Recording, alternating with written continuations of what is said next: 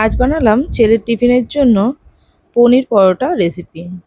প্রথমে আমি পনিরটা নিয়ে নিয়েছি, পেঁয়াজের কুচি, ক্যাপসিকাম কুচি আর চাট মশলা, কিছুটা চিলি ফ্লেক্স, জিরে গুঁড়ো এইসব দিয়েই আমি পনির পরোটা বানাই। প্রথমে পনির পরোটা স্টাফিংটাকে বানিয়ে নিলাম। এরপর অল্প আটা দিয়ে লেচিটাকে এইভাবে রাউন্ড শেপ করে নেব। এরপর প্রয়োজন মতো স্টাফিংটা দিয়ে দেব। এবার আমি সিল করে দিলাম মুখটা এইভাবে হাতের সাহায্যে চেপে চেপে।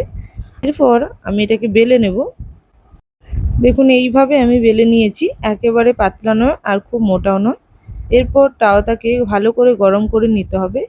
তাওয়া খুব ভালো গরম করে নিয়ে তারপর এক পিঠ ভালো করে ভাজা হয়ে গেলে অপর দিকটা এরকমভাবে উল্টে নিয়ে ওপর থেকে ঘি দিয়ে দিচ্ছি।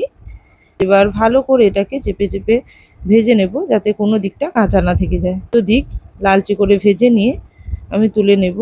আর অপর দিকে আরেকটি পরোটাও ভেজে নেব, যেটা আমার অলরেডি বেলা হয়ে গেছে সেটা আমি দিয়ে দিলাম। দিয়ে উলটপালট করে দুটো দিক ভেজে নেব। এইভাবে আমি 3টে পরোটাই ভেজে নিয়েছি।